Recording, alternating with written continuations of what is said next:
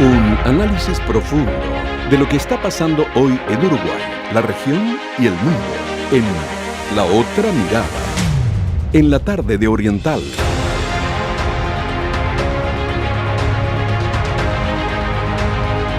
Muy bien, amigos, lo prometido es deuda. Ya está con nosotros el doctor Carlos Pita. Estas jornadas han sido intensas en materia de información internacional y que han tenido como epicentro, Carlos, a Naciones Unidas, con discursos que fueron duramente cuestionados como el de Trump, con posturas como las del Uruguay, que ha ofrecido al país para ser un escenario donde pueda consolidarse un espacio para dialogar por la paz global. Buenas tardes, Carlos, bienvenido. ¿Y cuál es tu primera mirada de estas jornadas tan intensas donde tantos presidentes están hoy compareciendo y donde además el tema Medio Oriente y la situación en Gaza ha tenido una relevancia muy significativa? Sin ninguna duda central, muchas gracias por recibirme nuevamente. Leo, amigas y amigas oyentes, le deseamos a la compañera Mariela que su papá mejore lo más pronto posible. Así nos aseguramos su retorno.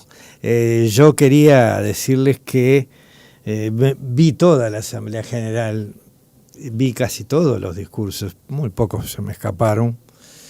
Y la verdad que me siento muy, muy orgulloso de decir de que el discurso del presidente de la República fue un discurso que creo nos representó a todos los uruguayos, independientemente del partido político al que hayamos votado, porque resaltó las características históricas del Uruguay como un país de libertad, de democracia institucional, de paz y de búsqueda y compromiso por la paz en el mundo, en el que se destacó la locura que significaba la carrera armamentista en la que se encuentra el mundo, abogó por el desarme mundial y condenó todo lo que había que condenar.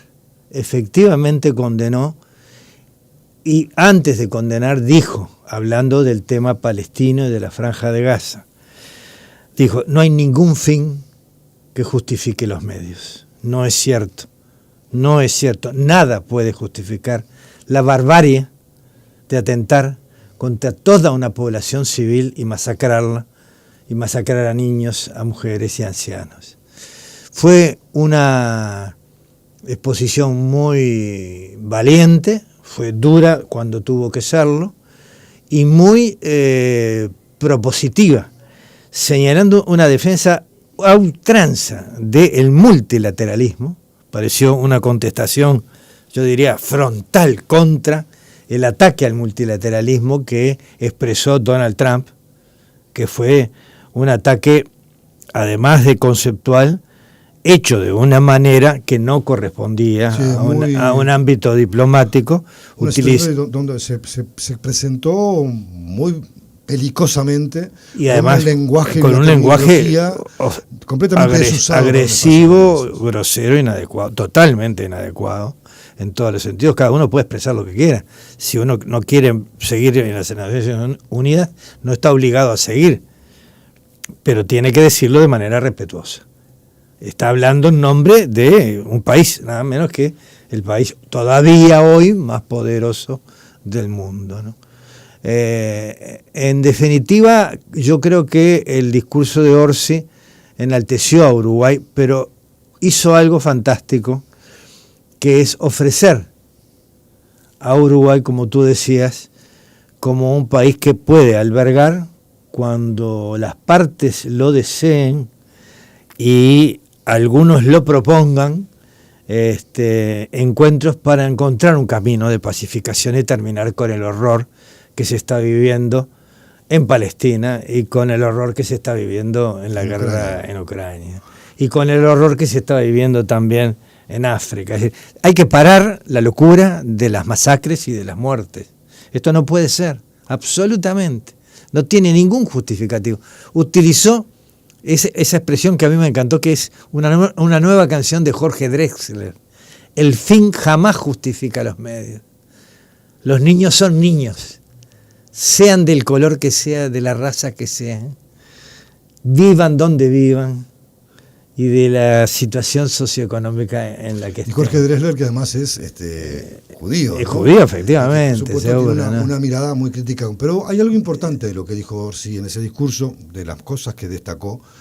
Una fue reivindicar el papel histórico de Uruguay con respecto a Palestina, y dijo, Uruguay siempre defendió 2 pueblos, 2 estados, la plataforma del viejo embajador uruguayo Rodríguez Fabregat. Lo hemos llegado a comentar acá.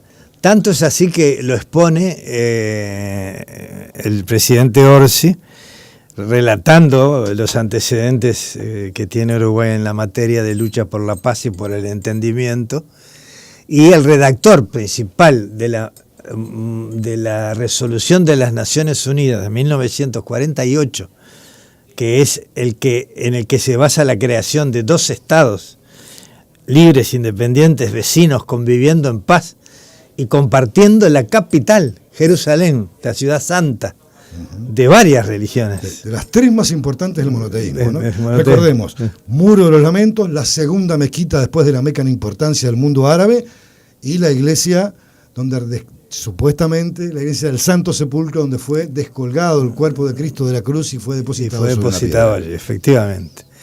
Y Uruguay siempre ha luchado por justamente, fue uno de los primeros, si no el primer país del mundo que reconoció a Palestina, y señaló, entre otras cosas, como antecedentes de Uruguay para el mundo, Uruguay es el país que tiene el primer lugar de América de aporte de ciudadanos militares a los procesos de paz, a las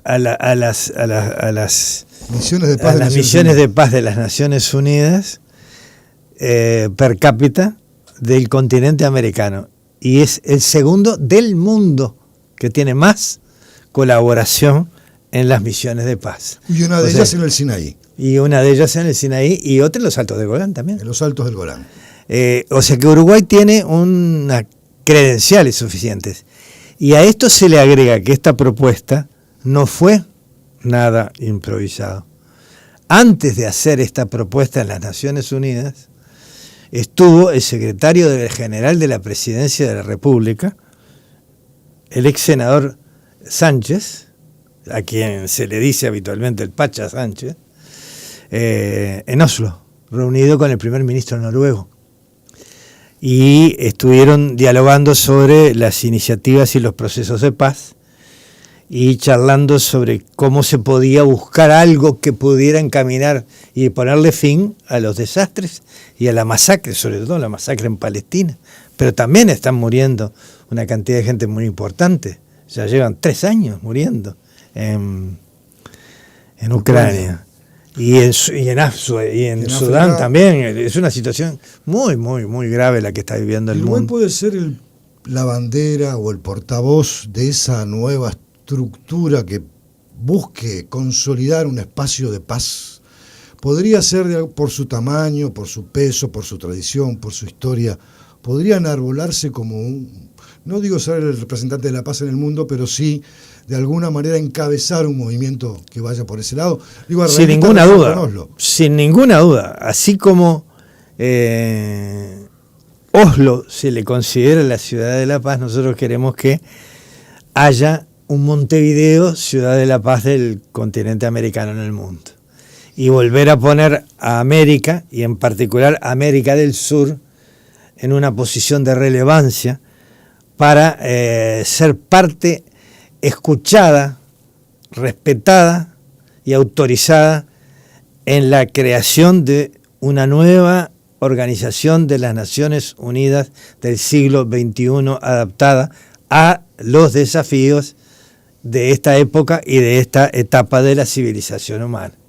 Nosotros no podemos seguir con una ONU que ha sido golpeada en forma, yo diría, brutal por los gobiernos de Trump, que se ha ido de casi todos los ámbitos de las Naciones Unidas y que el otro día hizo en el seno de las Naciones Unidas un ataque irrespetuoso, ofensivo y agraviante hacia una organización que, si bien fue violada por ellos y por otros imperios,